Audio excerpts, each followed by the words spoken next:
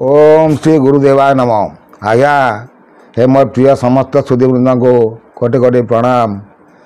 एका स्कंद भागवतर प्रथम स्कंदर आम आसुँच नवम अध्याय को जहाँ शुणिले कर्ण पवित्र हम। जदि भी आपण मैंने पढ़ी न पारे अध्याय अध्याय भी शुणिले बहुत पुण्य हम। से कौन कहते आज्ञा नवम अध्याय जिते युधिष्ठिर देवतार पूर्वाभास कहीदे आज्ञा युधिष्ठिर कौन कले ना भगवान को बताले प्रभु मु जो सब हत्या दोष सब लगिला सुख से पता आम गीत पढ़ी दौर आप शुणिजे सुख कंदी सावधाने हो शुणी मुनि जाने हेमंत प्राणी बधे क्षीण वैन धर्मरानंदनम सकल धर्म ज्ञान अर्थे विजय कले एक रथे युद्ध भूमि की साजी सदा संगते ज्ञानी देवराजम राजा संग दे तारी बाते सदा होइले प्रत्यारथे उत्तम अश्व नियोजित स्वभाव रत्न विभूषितम तांकरते विप्रगण विजय कले तत्क्षण ए गोविंद अर्जुन संगते बचिले नंदी गोचरथे। देखो आज्ञा कविर कल्पनार सब लिखिं से कहते यही रथ सजा करी युधिष्ठिर सागर बाहर युधिष्ठिर को धर्मर नंदन कहुए। आम से कथा जब चिंता कर देखा जे युधिष्ठिर जन्म पूर्वजन्म कौन थे युधिष्ठिर कहि मुझे पुणी गोटे वीडियो कहि युधिष्ठिर कारण ये प्रश्नर उत्तर स्वयं रुक्मणी देवी माँ रुक्मणी पचार कृष्ण को प्रभु तमें मो देखिबारे बाप माँ शाशु शशुर को छाड़िले कार पाद धरिकी ओळगी हुअनी किंतु युधिष्ठिर पाद धरी कहीं ओळगी होउछ तार कारण कौन मत बुझाई कह सी कही प्रश्नर उत्तर जदि किए जानी ताल मत कहले मोर ये कमेंट माध्यम लिखिले उत्तर दे पारि। तेणु तो आम देखा जो विषय जाऊ तो देखा पांडव मध्य चक्रधर किए देवा पटाधर गुहक गणे मध्य गते कुबेर प्रकाश जे मते हेमते कुरुक्षेत्र गले पांडवे गोविंदर तुले चानचले गंगाचूत देखा अर्थे उपागतम एवनी परे मोहगत महाक्षेत्रीय तपवंत पांडवे गोविंदर तुले भीष्म तरणे प्रणमिले। देखु महाभारत समर सरी जाइछि भीष्म सरसज्जार अछंती भीष्म सरसज्जार अछंती प्राणवायु तंकर जाई नाही कारण से उत्तरायण को अपेक्षा करिसंती। भीष्म बहुत ज्ञानी थिले भीष्मकर सब जन्म वृत्तांत आम भागवत पाइबा बहुत बड़ वीर से थिले तेणु भीष्म कार शिष्य थिले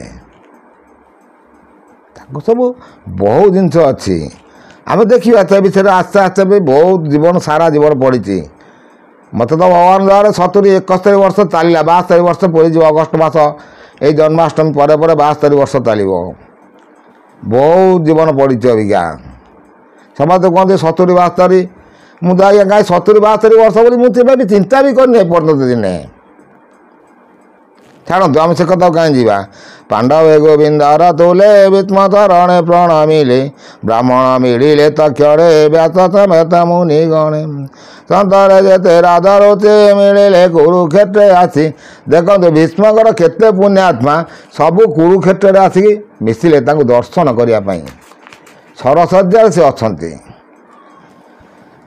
पर्वत नामे महारुचि द्वैमनारद तुले मिसी बादरायण बुद्धादिते वरद्वादर संगे शिक्षम परम ज्योति परशुराम वसिष्ठा इंद्र प्रदश्रम परम ज्योति परशुराम समस्ते आज्ञा एकाथरे आसिकी कौटी पहुँचे ना भीष्म पाखे पहुँचे तो कहते जावाजी जमदग्नि मध्य कपिल गौतम प्रतिदम अत्र कौतिका भद्रासेना ककेय अग्निरंदनम निर्मला चेता ब्रह्मचारी मिले सुख आदि करीम ये मंत्रे सर्व मुनि जाने मिले भीष्म निधाने मुनि को दक्षिणा पचारे चयने प्रणमित करीम धर्मज्ञ गंगार कुमार जे देश काल रिपुवरम तेणु पूजे एक एक मुनि व्रत मान शिखे କୃଷ୍ଣଙ୍କ ହୃଦୟରେ ବସାଇ ବୁଝିଲେ ଦୃଢ଼ଚିତ୍ତ ହୋଇ ସେ ସରସଜ୍ଜାରେ ରହିକି ସମସ୍ତଙ୍କୁ ପ୍ରଣାମ କଲେ। ଋଷିମାନଙ୍କୁ ଏଇ ଯେଉଁ ମୁନି ଋଷିମାନଙ୍କ ଯେଉଁ ନାଁ ସବୁ ଲେଖୁଛନ୍ତି, ଲେଖକମାନେ ଲେଖି ଯାଇଛନ୍ତି, ଏକାଦଶ ସ୍କନ୍ଧ ବହୁତ ଆଗରୁ ଲେଖା ଅଛି। ଆଜି ବି ଗୋଟେ ପ୍ରଶ୍ନ ବି ସବୁ ଯେଉଁମାନେ ମୋର ଏଇ ଚ୍ୟାନେଲରେ ଆସି ଦେଖୁଥିବେ, ଆପଣମାନେ ଦେଖୁଥିବେ, ଯେଉଁମାନେ ମାଳିକାକାରମାନେ ଲେଖିଛନ୍ତି, ସବୁ ଋଷିମାନଙ୍କର ଆଶ୍ରମ ହେଉଛି ଜଗତସିଂହପୁର ଲାଇନରେ। ଓଡ଼ିଶାର ଆଉ କୌଣସି ଜାଗାର କ୍ଷେତ୍ର ନଥିଲା। ଆଜ୍ଞା, ସେମାନଙ୍କ ପାଇଁ ମୋ ପ୍ରଶ୍ନ, ଆପଣ ଅଗସ୍ତି ଆଶ୍ରମ କୁହନ୍ତୁ, ଯେକୌଣସି ଋଷିଙ୍କର ଆପଣ ଆଶ୍ରମ ଦେଖିବେ ସବୁ ହେଉଛି ଜଗତପୁର ଲାଇନରେ, ଜଗତସିଂହପୁର ଲାଇନରେ। କାହିଁକି? ତା କାରଣ କ'ଣ? ତା କାରଣ କିଏ କହିବ? ଯେଉଁମାନେ ସବୁ ଦେଖାଉଛନ୍ତି ଆମେ ମାଳିକାକାର, ଆମେ କଥାକାର, ଆମେ ସବୁ କରୁଛୁ, ବୁଲୁଛୁ, ସବୁ ଭିଡ଼ିଓ କରୁଛୁ, ଦେଖାଉଛୁ, ତାହେଲେ ତାର ଉତ୍ତର ଦେବେ।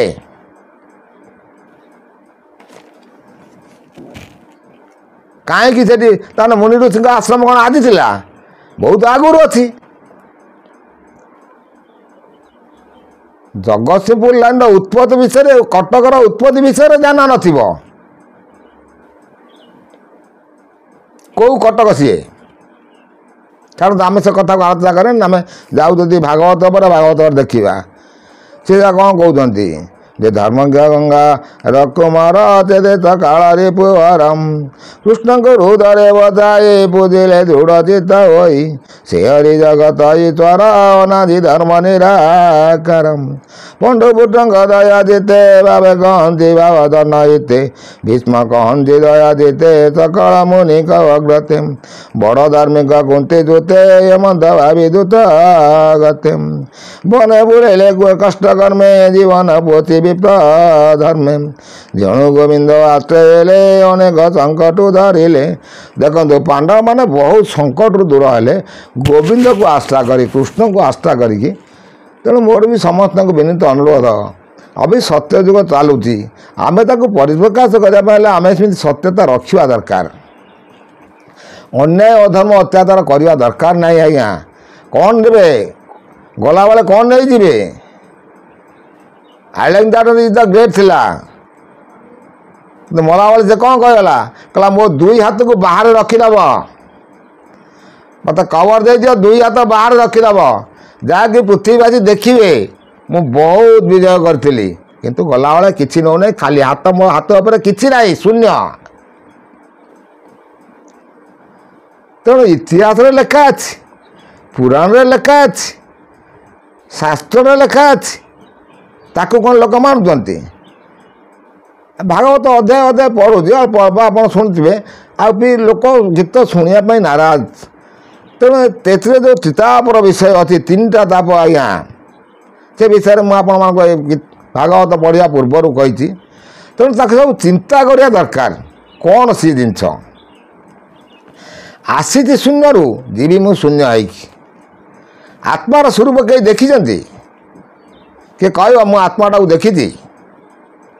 ଆମ ଶରୀରରେ ସେ ଅଛି, କିନ୍ତୁ ତା'ର ରୂପ ଚିହ୍ନ କେହି ଦେଖାଯାଉନି। ଜ୍ୟୋତି ସ୍ୱରୂପରେ ସେ ଅଛି। ଆଜ୍ଞା, ଆଉ ହେଉଛି ନିଶ୍ଚିତ ଜିନ୍ ସଦୃଶରେ ସେ ଆମ ଶରୀରରେ ଅଛି, ସେ ଗତାଗତ କରୁଛି। ସେ ପରମାତ୍ମା ବସିଛି, ପରମାତ୍ମା ବି ଅଛି।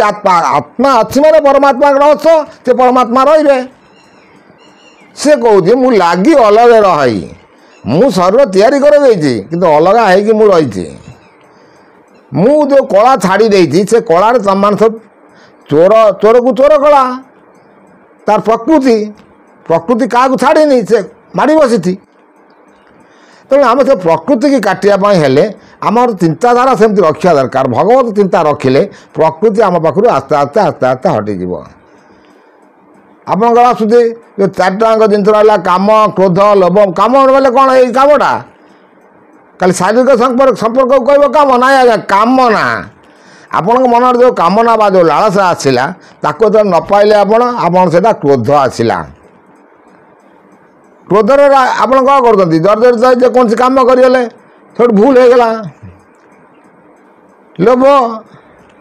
ଲୋଭରୁ କ୍ରୋଧ ଆସିଲା, କାମନାରୁ କ୍ରୋଧ ଆସିଲା। ତେଣୁ ଏସବୁ ଜିନିଷକୁ ଜଣେ ମୁଁ ମୋର ଯେତିକି ପ୍ରାପ୍ୟ ଅଛି ମୁଁ ପାଇବି। ମୁଁ ଅଧିକ ପାଇଁ କାହିଁକି ଅନ୍ୟାୟ ଅଧର୍ମର ଅତ୍ୟାଚାରରେ କାହିଁ ଅର୍ଥ ଉପାର୍ଜନ କରିବି? ଅନ୍ୟାୟ ଧର୍ମ ହେଲେ କ'ଣ ହେବ? ଅଧର୍ମ ବିତ୍ତ ବଢ଼େଇ ଦେଉ ତ ଗଲାବେଳେ ଯାଏ ମୂଳ ସହିତ।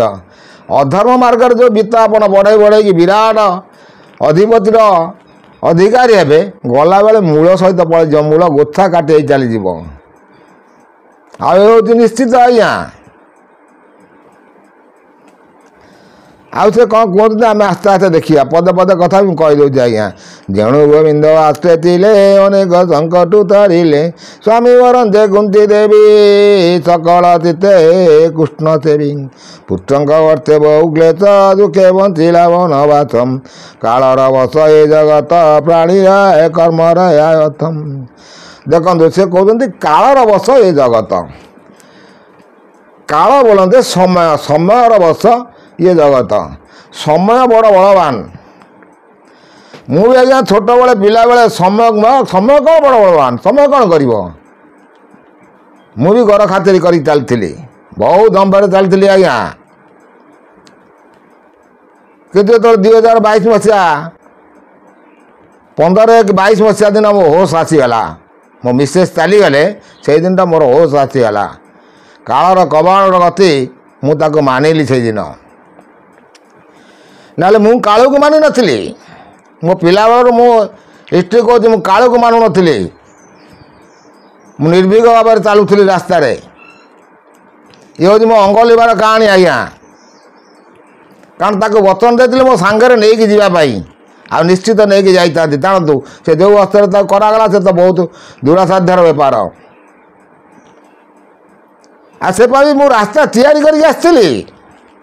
1986 ମସିହା ମୁଁ ରାସ୍ତା, ଠାକୁର ଆସିଲା ପରେ ସବୁ ରାସ୍ତା ମୁଁ ତିଆରି କରି ଆସିଥିଲି। ବହୁତ ଥର ତାକୁ ବିପଦ ଆସିଛି, ମୁଁ ଉଠେଇକି ଆଣିଛି। ଆପଣମାନେ କହିଲେ କାନ୍ଦି ପକାଇବେ।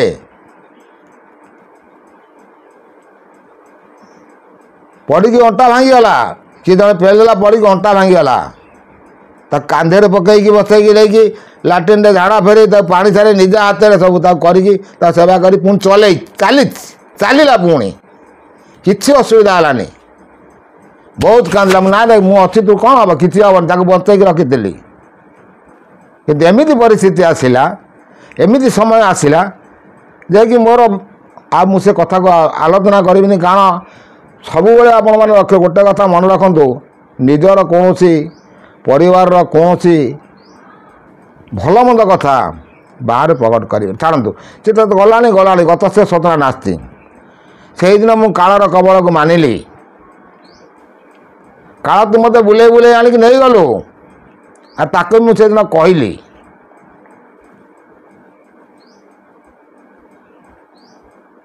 ମୁଁ ଆଜ୍ଞା ଯାହା କୁହେ ସିଧା ସିଧି ସବୁ ମୋର ସେଇ ଠାକୁରଙ୍କ ହିସାବରେ, ଭଗବାନ ଠାକୁରଙ୍କ ଦୟାରେ ସେକୁ କହେ, ତାକୁ ସବୁ ସିଧା କଥା କୁହେ। ମୁଁ କାହାକୁ ତବକା ତେଢ଼ା ହେଇ କୁହେନି।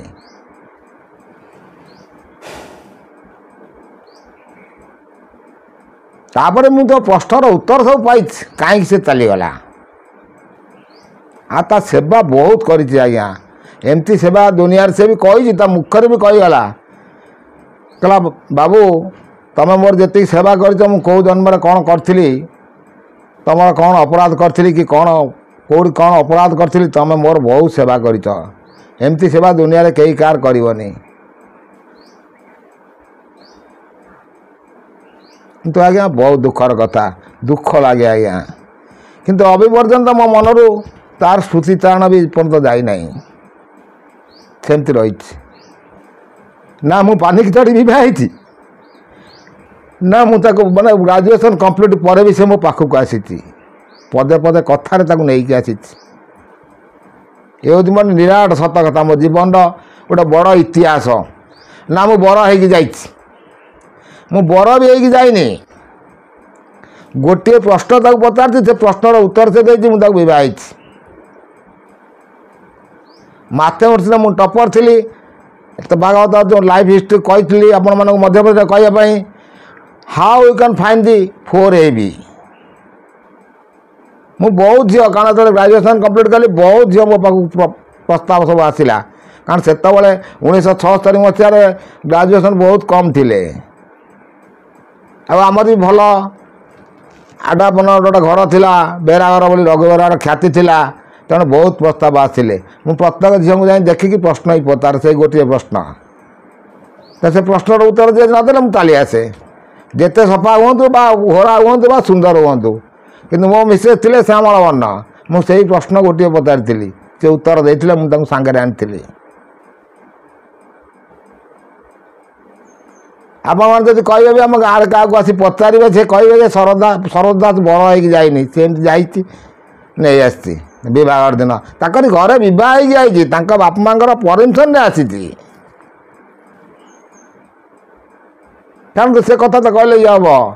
ଆମର ଶ୍ୱଶୁର ଯିଏ ବଡ଼ ଶ୍ୱଶୁର ହେଲେ, ସେ ବଡ଼ ଶ୍ୱଶୁର ମୁଁ ଗୋଟେ ଆମର ଭଣଜାଙ୍କର ବିବାହ ଘରକୁ ଯାଇଥିଲି। ସେତେବେଳେ କହୁଛି ଅଳ୍ପ ଅଳ୍ପ ସର୍ଟକଟ୍ରେ କହୁଛି ଲାଇଭ୍ ଏଠି। ସେ କହିଲା ବର ଏମିତି ଏମିତି ଏମିତି ହେଇକି ଆସିବ, ନହେଲେ ଆମ ଘର କ'ଣ ହେଲା ଆଜ୍ଞା? ବର ଯଦି ବର ହେଇଥିବ, ବର ଗଛ ମୂଳେ ବର ବସିଥିବ। ଆପଣଙ୍କ ଘରେ ଯଦି କନ୍ୟା ରତ୍ନ ଥିବ, ଆପଣ ସେ ବରକୁ ବରଣ କରି ଆଣିବେ, ଧରି ଆଣିବେ, ଆପଣ କନ୍ୟା ରତ୍ନ ଦେବେ। ଝିଅକୁ ଦାନ ଦେଲା ମାନେ କିଛି ଦକ୍ଷିଣା ଦେବେ। ଆଉ ସୁପର ଦକ୍ଷିଣା ହେଉଛି ତାଙ୍କୁ ପ୍ରୋସେସନ୍ କରି ବାଜା ବଜେଇନି ତାଙ୍କ ଘରେ ଛାଡ଼ି ଦେଇ ଆସିବେ। ଆପଣ କହୁଛନ୍ତି ଗଣ୍ଡଗୋଳ କରିବେ? ସେଇ କଥା ପଦକରେ ସେ ଶ୍ୱଶୁର ଯିଏ ଆଜି ଚାଲିଗଲେଣି, ସିଏ ମଧ୍ୟସ୍ଥି ଲଗେଇ ଲଗେଇ ମୋତେ ଟଣେଇଲେ, କହିଲେ କିଏ ସେ ପୁଅ ଏମିତି କଥା କହୁଛି। ସେଟା ଆଉ ତାଙ୍କ ଘରେ ତ ବନ୍ଦ ହୋଇଗଲା। ମୋର ତ ଭାଗ୍ୟରେ ଯାହା ଥିଲା ତାହା ହେଲା। ତେଣୁ ଆମେ ଏପଟେ ଯିବା। ସ୍ୱାମୀ ବରନ୍ଦେ କୁନ୍ତି ଦେବୀ ଚକଳ ଜିଦେ କୁଷ୍ଠ ଦେବୀ। ସବୁବେଳେ କୁନ୍ତି ଦେବୀ କୁଷ୍ଠ ସବୁ ସେବା କରନ୍ତି। ଆଉ ସେ କ'ଣ କହୁଛନ୍ତି? ଅର୍ଜୁନ ଯଉଁ ଧନୁ ଧରେ ତଇଁ ଗୋବିନ୍ଦ ରକ୍ଷା କରେ।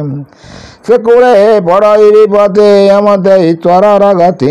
କିଏ ଜାଣିପାରେ ତାର ଗତି ଜଇଁ ପଣ୍ଡିତ ବ୍ରହ୍ମବନ୍ତୀ। ସଂସାର କର୍ମର ଆୟତ ଏମନ୍ତ ଜାଣି କୁନ୍ତି ସୁତ। ମନେ ଚିନ୍ତିଣ ସବୁ ଭଲ ଅନାଥ ପଦାୟ ଏବେ ପାଳମ। ଦେଖ ନଦୀ ନାରାୟଣ ଯେ ଜ୍ଞାନ ପରମ କାରଣ। ମାୟାରେ ଲୋକ ମନ ହରେ ଯାଦବ ବଞ୍ଚେ ଅବତରୀ।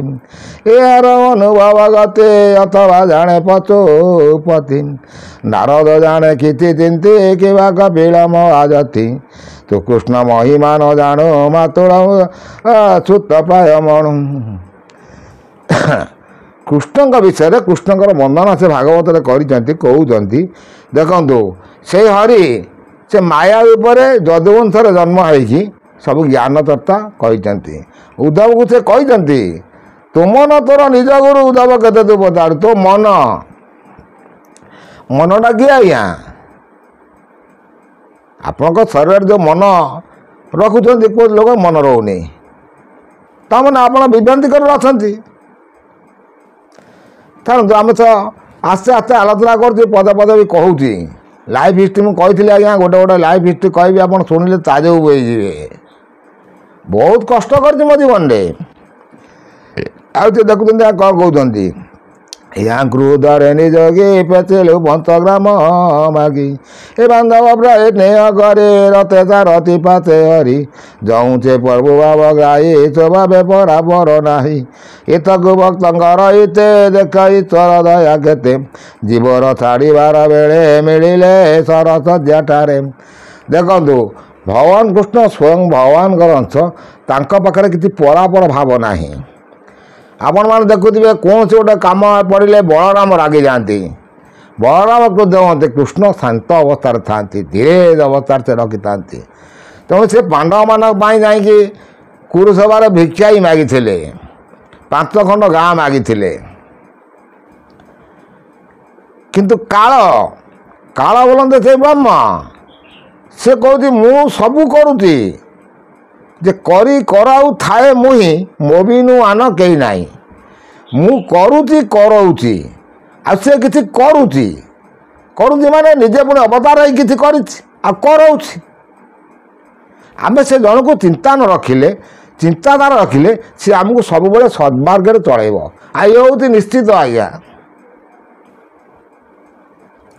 ସଂସାର ଚଳିବା ପାଇଁ ହେଲେ ପରିବାର ବିଷୟରେ ମୁଁ ଆପଣଙ୍କୁ ବହୁତ କିଛି ମୋର ଏଇ ଚ୍ୟାନେଲ୍ ମାଧ୍ୟମରେ କହିଛି।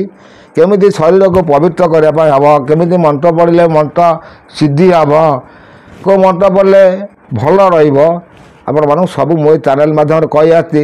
ପୁଣି ଲୋକ ମୋ ଚ୍ୟାନେଲ୍ ଡିଲେଟ୍ ବେଳେ ସବୁ ପ୍ରଶ୍ନ ପଚାରୁଥିଲେ ବୋଲି ଆଉ ଗୋଟେ ଆଇଡ଼ି କରି ଖୋଲିଲି ଯଦୁକୂଳ ତିଳକ, ଆପଣ ସେଠି ଦେଖିପାରିବେ।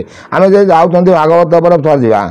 ଜୀବନ ଛାଡ଼ିବାର ବେଳେ ମିଳିଲେ ସରସଜ୍ଜାଟାରେ, ଯାର ଚରଣ ଭକ୍ତି ବରେ ନିଶ୍ଚିତ ଚିତ୍ତ ଅନ୍ତ କାଳେ, ତୁଣ୍ଡେ ଯେ ନାମ ଉଚ୍ଚାରନ୍ତେ ପରମ ପଦ ସେ ବସନ୍ତି, କର୍ମ ବାସନା ଯାଏ ଦୂରେ ଏମନ୍ତ ମହିମା ଅପାରମ୍, ଶିରେବ ଦେବ ଭଗବାନ ଭାବେ ଜାଣିଲେ ମୋର ବନ, ଚିତେ ପ୍ରକାଶ ହେଉ ମୋର ମୁହିଁ ଛାଡ଼ିବି କଳେବର।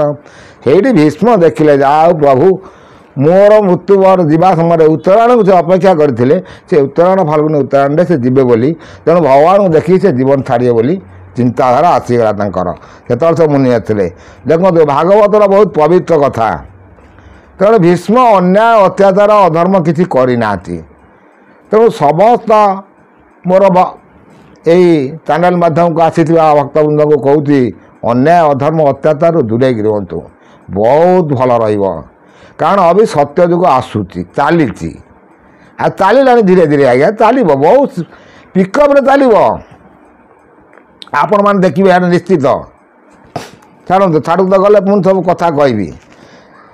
ଆଉ ସେ କ'ଣ କହୁଛନ୍ତି ଆମେ ଦେଖିବା। ଚିତେ ପ୍ରକାଶ ହେଉ ମୋର ମୁହିଁ ଛାଡ଼ିବି କଳେବର, ପ୍ରଫୁଲ୍ଲ କମଳ ଲୋଚନ ସୁନ୍ଦର ପତନ ବଦନ, ଚକ୍ର ସହିତ ଚାରି ବାହୁ ତପାଦେ ମୋର ଧ୍ୟାନ ରହୁ, ଭୀଷ୍ମ ବଚନ କର୍ଣ୍ଣେ ଶୁଣି ଧର୍ମନନ୍ଦନ ମନେ ଗୁଣି, ସରସଜ୍ଜାରେ ଭୀଷ୍ମ ଦାଇ କର ଅଞ୍ଜଳି ଶିରେ ଦେଇ, ବିବିଧ ଧର୍ମ ପଚାରିଲେ ଅନେକ ମୁନିଗଣ ଥିଲେ, ସ୍ୱଭାବେ ଯେତେ ଯେତେ ମତ ସଂସାରେ ଜନଙ୍କର ହିତମ୍, ରାଗ ବୈରାଗ୍ୟ ଯାହା କରି ଯେ ମାର୍ଗେ ସଂସାରୁ ନିସ୍ତାରି, ଯେ ରାଜ୍ୟ ବିଧି ରାଜ ଧର୍ମ ମୁଖ୍ୟ ସାଧନେ ଯେତେ କର୍ମ, ସେତେ ବିଭାଗ ଯେତେ କରି ଗୃହବନତ ବ୍ରହ୍ମଚାରୀ।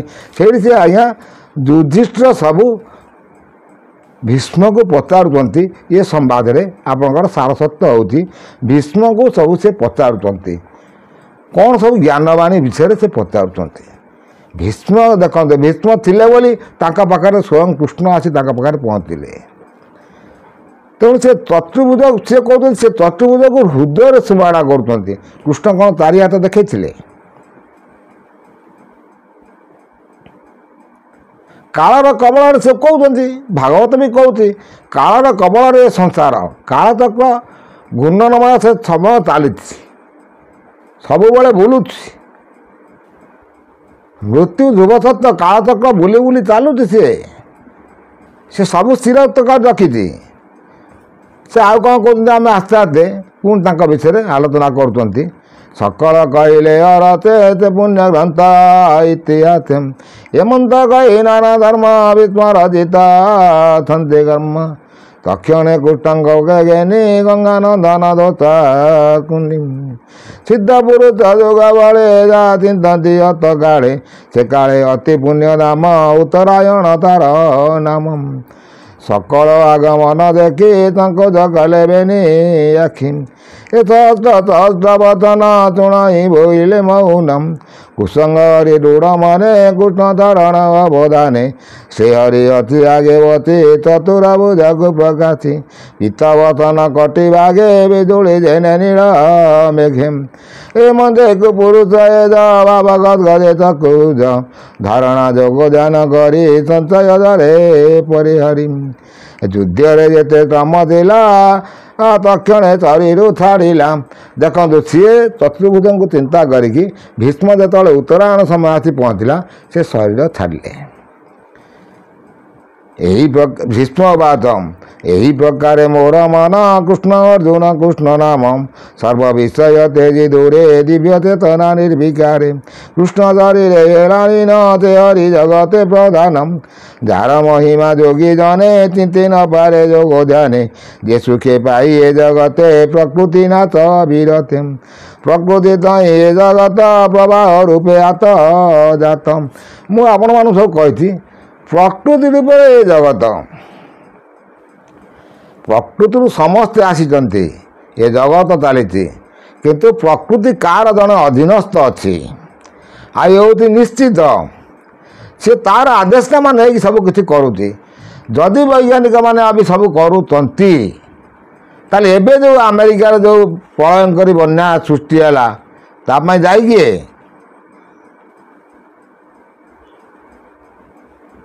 ଏତେ ବଡ଼ ବଡ଼ ମାନେ ବୈଜ୍ଞାନିକ ଥିଲେ, ଜାଣୁଛନ୍ତି ପ୍ରକୃତିର କ'ଣ ରୂପ ଆସିବ, ତାକୁ ବନ୍ଦ କରି ରଖିଲନି।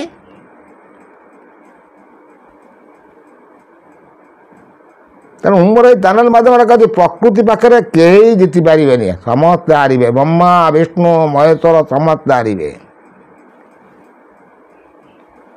ଆଉ ସେ କ'ଣ କହୁଛନ୍ତି ଆମେ ଆସ୍ତେ ଆସ୍ତେ ପୁଣି ଶୁଣି ଯିବା। ପୁଣି ନେକ୍ସଟ ଅଧ୍ୟାୟରେ ଆପଣଙ୍କୁ ଏ ଅଧ୍ୟାୟର କିଛି ଅଂଶ କହିଦେବି। ଏତେ ରହୁଛି ଆଜ୍ଞା, କୋଟି କୋଟି ନମସ୍କାର।